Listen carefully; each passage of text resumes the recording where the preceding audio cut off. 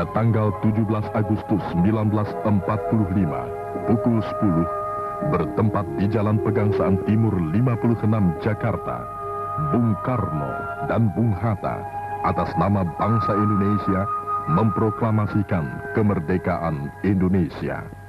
Proklamasi. Kami, bangsa Indonesia, dengan ini menyatakan kemerdekaan Indonesia. Hal-hal yang mengenai pemindahan kekuasaan dan lain-lain diselenggarakan dengan cara saksama dan dalam tempo yang sesingkat-singkatnya. Jakarta, 17 Agustus 1945, atas nama bangsa Indonesia, Soekarno, Hatta.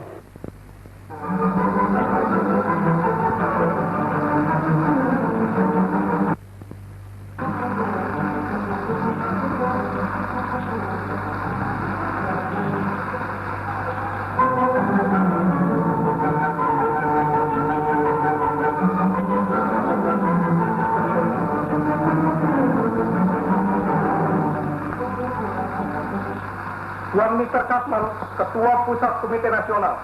Tuan Mas Sutarjo, Wakil Ketua 1. Tuan Mr. Latuhar Hari, Wakil Ketua 2. Tuan Adam Malik, Wakil Ketua 3. Pada tanggal 31 Agustus tahun 2605, penyambutan segenap rakyat Jakarta dan Jatinegara dilakukan di tanah lapang Gambir dengan besar-besaran.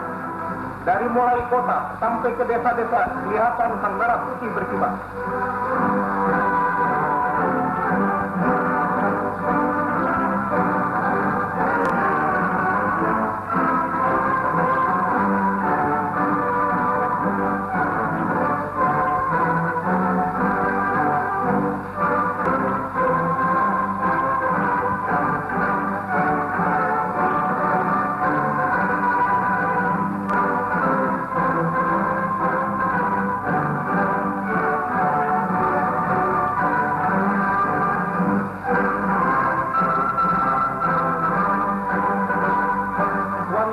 Kepala Daerah Kota Jakarta menyambut hari gembira untuk mendirikan Komite Nasional Pusat dan Komite Nasional di daerah-daerah, mendirikan Partai Nasional di pusat dan di daerah, mengadakan Badan Keamanan Rakyat, mengadakan Pon Kemerdekaan, dan pengumuman dari Tuan Mr. Ali Sastrawidjoyo.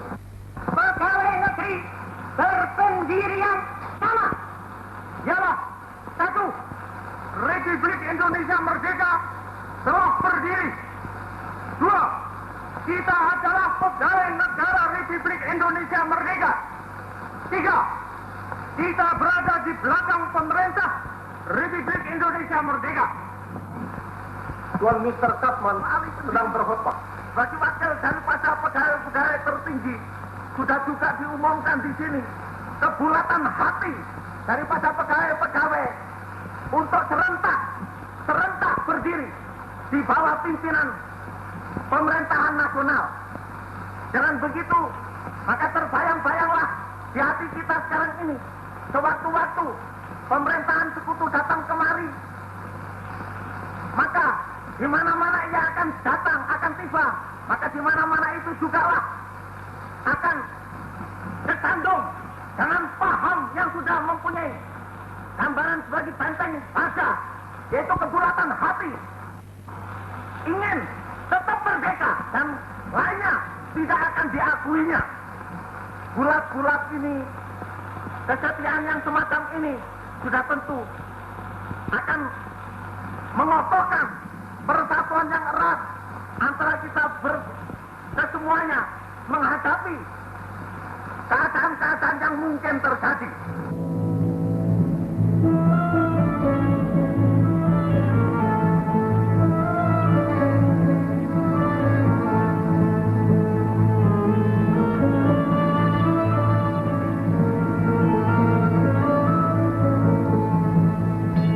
Jepang yang baru menyerah itu mendapat tugas untuk menjaga keamanan sebelum tibanya pasukan sekutu di Indonesia. Untuk itu, Kempetai yang sangat kejam sewaktu pendudukannya terhadap rakyat kita mempergunakan kesempatan untuk menekan kemerdekaan kita dengan mengerahkan barisan mobil berlapis baja untuk menghalau dan mengusir massa rakyat, namun tidaklah berhasil. Beribu-ribu sang merah putih melambai-lambai di ujung tiang bambu-bambu kecil yang dipegang oleh ribuan umat yang berbaris memasuki lapangan Ikada. Di mana-mana terlihat Jepang dengan kempetainya selalu bersiap-siap di pelbagai sudut kota untuk menghalau barisan massa dalam jumlah yang cukup banyak. Gelombang ribuan rakyat Indonesia yang sudah bosan dijajah dan tak sudi dijajah lagi dan ingin tetap menjadi rakyat dari negara yang merdeka bergerak maju dengan memiliki semangat dan keberanian yang tinggi untuk mendengar pidato Bung Karno dan Bung Hatta di lapangan Ikada pada tanggal 19 September 1945. Rapat raksasa yang pertama di dalam sejarah perjuangan bangsa Indonesia untuk merdeka.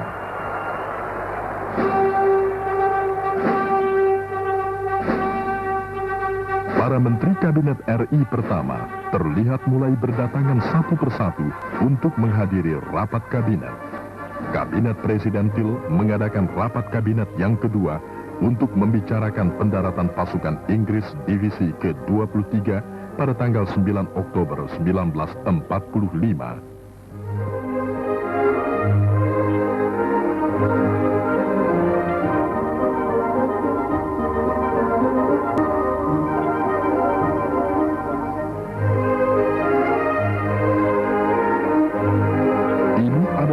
Pimpinan militer Jepang di Pulau Jawa yang akan menyerahkan kekuasaannya kepada pihak Inggris.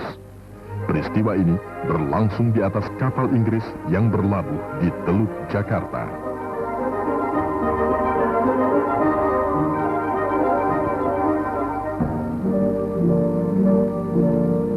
Ini adalah surat perintah dari Mountbatten sebagai pimpinan komando sekutu tertinggi untuk wilayah Asia dan berperan penuh atas pendaratan Inggris di Pulau Jawa.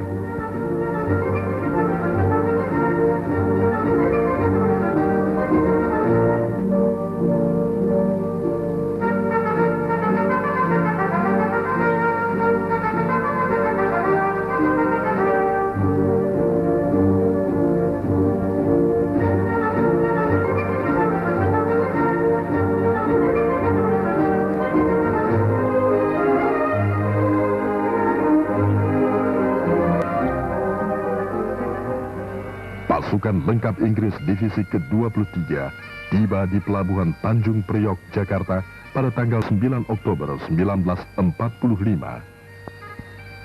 Adapun tugas utama yang diemban pasukan ini adalah melucuti dan mengambil alih kekuasaan dari bala tentara Jepang.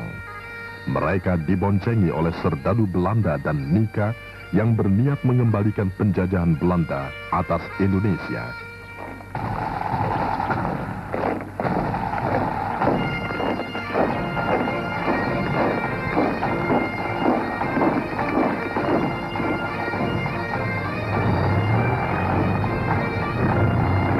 Dan ini pasukan serdadu Belanda dan Nika yang datang bernaung di bawah bendera sekutu. Mereka dipimpin oleh Kolonel Spoor yang kemudian menjadi panglima pasukan Belanda di Indonesia dengan pangkat Letnan Jenderal. Ini adalah upacara penyerahan kekuasaan dari pihak Jepang kepada pihak Inggris yang ditandai dengan penyerahan senjata samurai oleh setiap perwira tinggi Jepang. Penyerahan ini disaksikan oleh beberapa pejabat militer tinggi Inggris untuk Asia Tenggara dan Indonesia.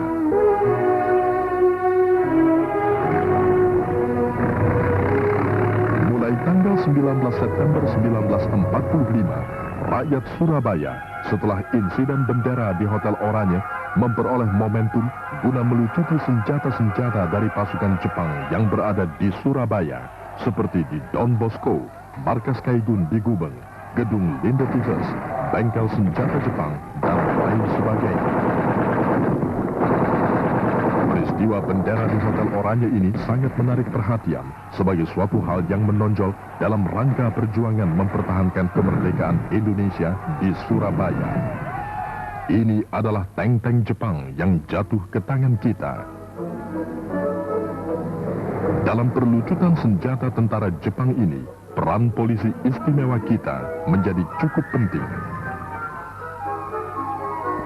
Pada tanggal 20 September 1945, terjadi demonstrasi rakyat Surabaya secara besar-besaran dari Stadion Tambak Sari menuju Simpang dan Gedung Pemuda. Jepang dengan status sebagai orang-orang tahanan sedang diangkut dan dikirim ke Pujon di atas Malang.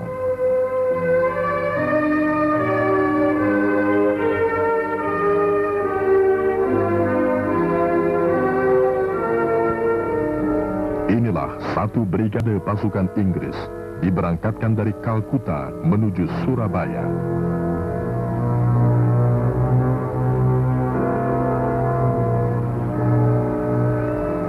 Terlihat pemuda arek-arek Surabaya sedang memperhatikan dan berjaga-jaga di sekitar pelabuhan dan dengan mempergunakan perahu motor sedang mengecek kedatangan pasukan Inggris dengan kapal angkut di pelabuhan Tanjung Perak, Surabaya.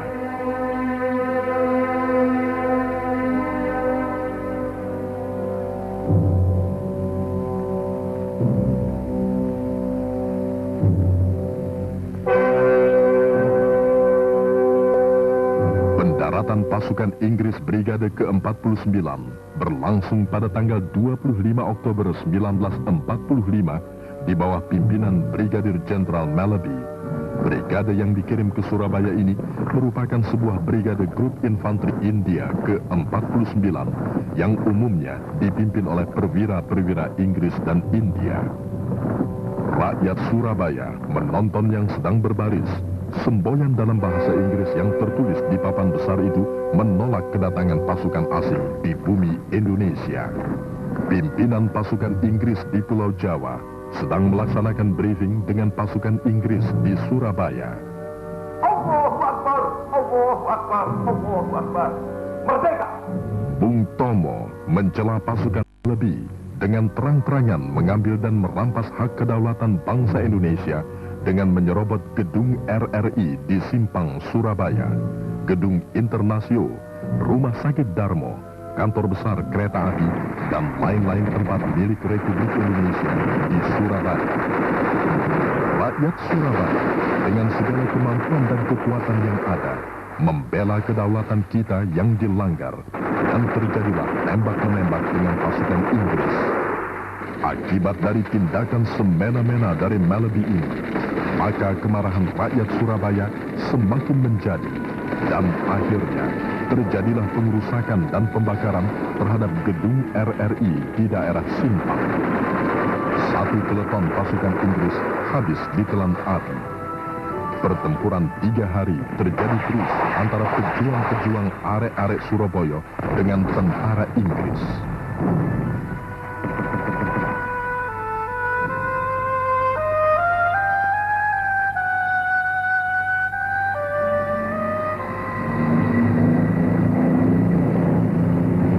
Presiden Soekarno dan Wakil Presiden Muhammad Hatta didatangkan oleh Inggris ke Surabaya untuk menghentikan tembak-menembak dengan arek-arek Surabaya.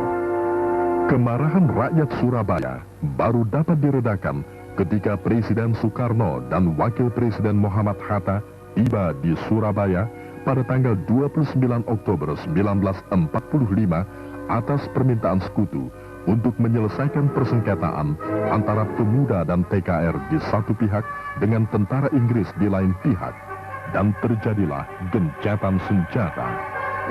Setelah berlangsungnya perundingan di Surabaya, terlihatlah suasana tenang di kota Surabaya dari atas, bahkan bendera merah putih tetap berkibar megah. Bung Karno dan Bung Hatta beserta rombongan kembali ke Jakarta setelah tercapai persetujuan ceasefire atau gencatan senjata. airdrop makanan untuk pasukan Inggris yang terkepung di daerah Darmo. Hasil pertemuan kedua belah pihak untuk gencatan senjata, ternyata pihak Inggris tidak dapat menghubungi pasukan-pasukan yang berada di gedung Internasio yang dikepung oleh pasukan-pasukan rakyat dan pemuda. Maka Brigadir Jenderal Melody bersama pemimpin-pemimpin Indonesia menuju ke Internasio untuk menghentikan tembak-menembak itu, dan terjadilah insiden yang mengakibatkan terbunuhnya Brigadir Jenderal Melody. Jenazah Melody dikebumikan di Morokrambangan dan kemudian dipindahkan ke makam Menteng Pulo, Jakarta. Di depan gedung Internasio ini, pasukan Inggris setelah gencatan senjata diangkut dengan truk-truk ke markas mereka di pelabuhan Tanjung Perak. Inilah prajurit-prajurit Inggris yang mengalami cedera di rumah sakit. Lebih dari 1.200 pasukan dari Brigade Melody yang cedera atau meninggal di pertempuran 3 hari ini di Surabaya.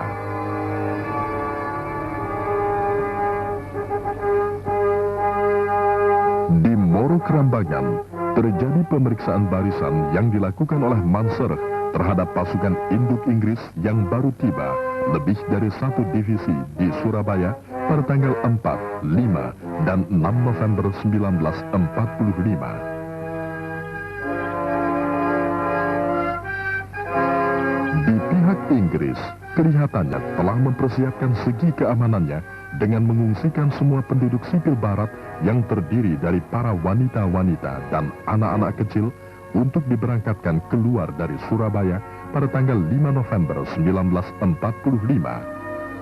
Dalam perjalanan keluar dari Surabaya, terlihat LST dan kapal-kapal Inggris yang sedang mengangkut pasukannya yang baru untuk memperkuat pertahanannya di Surabaya.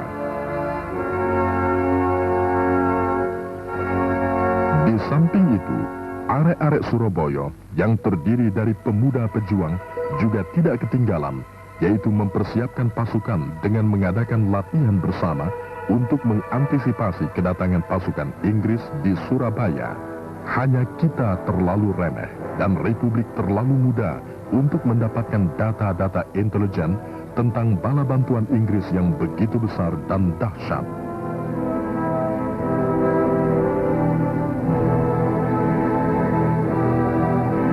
Pada tanggal 6 November 1945, pasukan Inggris dalam pertemuan di Singapura memberangkatkan beberapa pesawat dari Skadron RAF dari Pelabuhan Udara Singapura, Changi, menuju Surabaya melalui Jakarta dan Semarang. Pesawat-pesawat ini telah dilengkapi dengan senjata-senjata berat untuk menggempur Surabaya dari udara.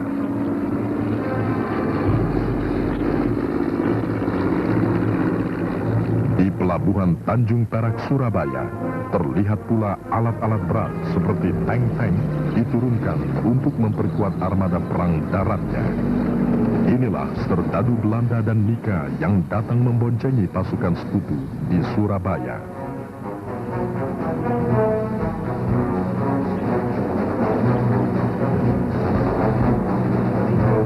Ini adalah pemeriksaan barisan tahap akhir oleh Mansur yang didampingi oleh Hawthorne pada tanggal 7 November 1945 terhadap 1 divisi pasukan Inggris yang sudah berada di Surabaya, dan sekaligus memberikan lampu merah bahwa penyerangan terhadap kota Surabaya akan dilaksanakan dalam satu kekuatan penuh yang benar-benar sudah terhimpun di tanah Surabaya.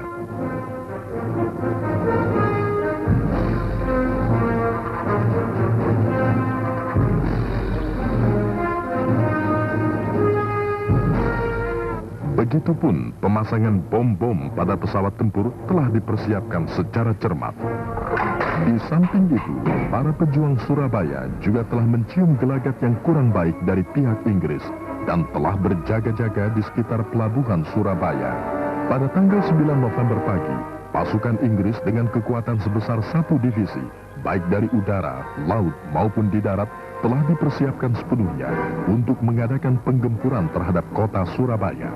Sebaliknya di pihak arek-arek Surabaya pun telah mengantisipasinya, yakni dengan menghimpun seluruh kekuatan yang ada untuk membela tanah tercinta Indonesia.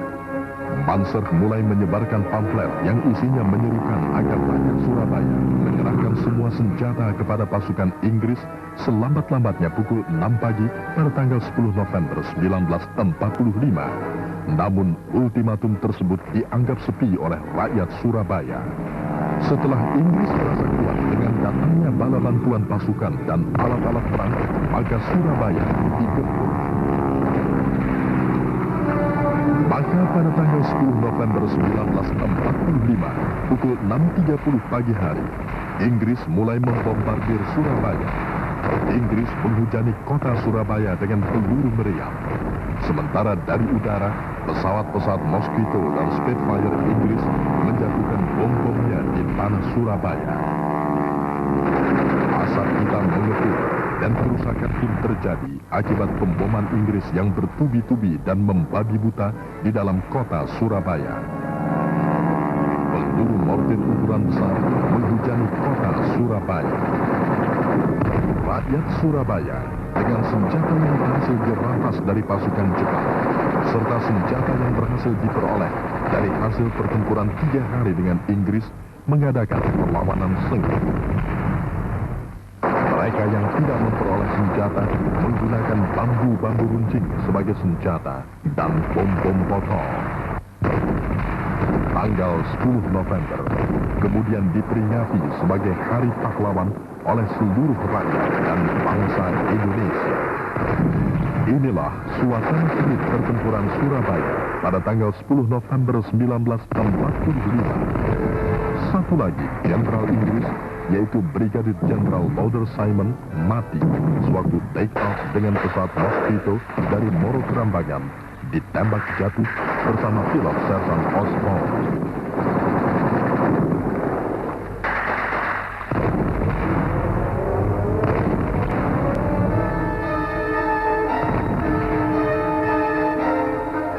Kendaraan lapis baja Inggris menjelajahi jalan-jalan memasuki daerah benteng dengan menembaki semua sasaran di segala penjuru, tetapi tertahan di dekat viaduk. Pertempuran sengit berkobar di mana-mana, dari rumah ke rumah, di jalan-jalan, di daerah-daerah seperti Simampir, Sawah Pulo, Sidotopo, Nyamplungan, juga di jalan kereta api viaduk, bahkan kantor gubernur Surabaya, Embong Malang, Keputran, Darmo, dan sekitarnya tidak luput dari arena pertempuran sengit ini. Pertempuran sengit sebagai perlawanan rakyat Surabaya juga terjadi di stasiun kereta api Pasar Turi, markas BPN di Wonokromo, Kebun Binatang, dan Jembatan Wonokromo pada tanggal 2 Desember 1945. Setelah 3 minggu pertempuran, akhirnya Inggris menduduki Wonokromo dan kemudian menyeberang ke Wonosobo.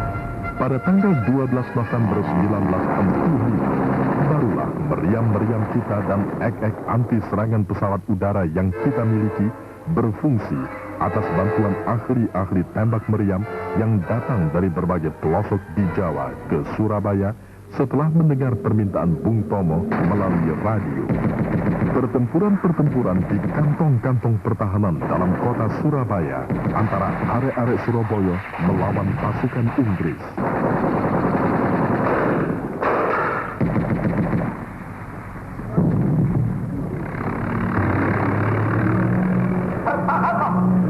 Allah akan memberikan kemenangan kepada kita. Daerah Jembatan Merah diduduki oleh pasukan Inggris. Di daerah ini banyak terdapat masyarakat Cina yang juga mempunyai badan palang merah. Permulaan pertempuran dimulai dari Moro Kerambangan, ujung Tanjung Perak. 5 batalion dikerahkan untuk menggempur kita ke arah viaduk. Setelah viaduk jatuh ke tangan Inggris, maka pasukan mereka terpecah menjadi 3 bagian tank dan infanteri. Satu ke arah Ambaksari, Gubeng, Ngagel, ke Wonokromo. Sedangkan pasukan induknya menembus kota melalui kantor gubernur, Tunjungan, Embong Malang, Simpang, Kayu Asin, Keputran, melalui Darmo ke Wonokromo. Dan sayap kanannya menembus Pasar Turi, Sawahan, Lenes Boulevard ke Wonokromo dan kembali turun melalui Darmo untuk menghantam kita di Keputran. Dan akhirnya berjatuhanlah banyak korban di pihak kita di daerah Keputran, termasuk anak-anak Trik dan penghuni penjara Kalisosok yang ikut terkubur dalam barisan berani mati. Setelah viaduk jatuh ke tangan Inggris, maka mulailah mereka menghujani dengan bom dan mortir-mortir ukuran besar ke dalam kota, juga serangan udara dan meriam ke garis-garis pertahanan kita di sektor timur dan tengah serta barat, sehingga banyak rakyat menjadi korban. Pertempuran yang tidak seimbang ini mengakibatkan pasukan Inggris menguasai kota dan menjelajahi seluruh jalanan dengan menggunakan tank-tank dalam bentuk konvoi dalam jumlah yang cukup banyak. Penggempuran dari udara oleh pasukan Inggris selalu dibalas dengan menggunakan meriam-meriam anti serangan udara ek-ek dengan kaliber 20 dan 40 mm yang dilakukan oleh pejuang-pejuang arek-arek Surabaya. Di daerah Wonokromo dan Gunung Sari, pasukan Inggris selalu dalam keadaan siap siaga, berjaga-jaga dan memonitor untuk mengetahui situasi dan kondisi dari pasukan Inggris lainnya yang berada baik di dalam kota maupun di luar kota. Pasukan kita terdiri dari regu-regu TKR dan TRIP selalu menghalau barisan konvoi dari berpuluh-puluh truk Inggris yang bergerak maju menuju keluar kota untuk melebarkan sayapnya sampai di sepanjang dan di lain front dan menduduki Pendopo. Meriam ek-ek kita tanpa henti-hentinya terus menembaki pesawat-pesawat Inggris yang melintasi kubu pertahanan para pejuang Surabaya, dan beberapa pesawat ditembak jatuh. Barisan konvoi dan berpuluh-puluh truk terlibat dalam aksi pertempuran yang berkobar di daerah Wonocolo. TKR dan para pejuang yang memperoleh beberapa pucuk meriam berat terus mencoba menahan majunya pasukan Inggris.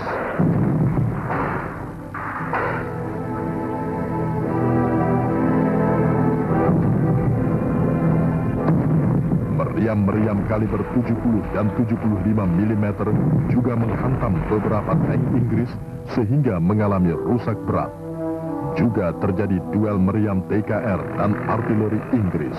Peluru meriam kaliber 75 mm kita menghantam satu kapal Inggris yang sedang merapat di Tanjung Perak. Para pejuang serta rakyat Surabaya memiliki semangat berjuang yang tinggi, sehingga secara terus-menerus mengadakan perlawanan terhadap pasukan Inggris yang selalu bergerak maju keluar kota menuju ke Sepanjang dan Kletek dengan menggunakan peralatan-peralatan berat seperti tank-tank Shelton dan meriam Howitzer, diikuti oleh konvoi truk dengan infanterinya.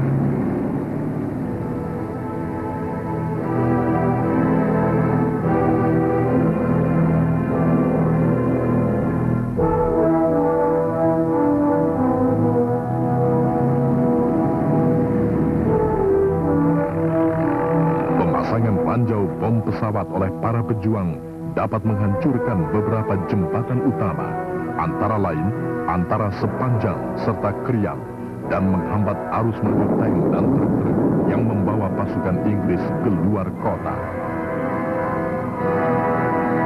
Pertempuran di luar kota masih terus berkobar meskipun di pihak kita berjatuhan banyak pejuang yang mati dan luka-luka akibat pemboman dan mortir. Di daerah Gunung Sari, Sepanjang, dan Kletek, di mana terlihat pasukan Inggris selalu siap siaga berjaga-jaga, dan para pejuang Surabaya tetap menggempur dari segala penjuru. Akhirnya, Inggris dapat menguasai Wonocolo dan Waru. Penyerbuan dan penyerangan pasukan Inggris yang bergerak maju selalu dalam kekuatan penuh. Rakyat Surabaya sama sekali tidak gentar dan menyatu pada sebuah moto, merdeka atau mati. Akhirnya, kota Surabaya jatuh ke tangan pasukan Inggris setelah pertempuran yang memakan waktu 21 hari, yaitu dari tanggal 10 November hingga 1 Desember 1945, memakan korban 12.000 pejuang dan rakyat yang tewas, dan kurang lebih 1.400 di pihak Inggris. Perlu disebut di sini bahwa banyak korban dari kedua belah pihak berjatuhan di pertempuran sengit yang terjadi di Embong Sawo, Lampitan, Genteng Kali, dan Kepitran.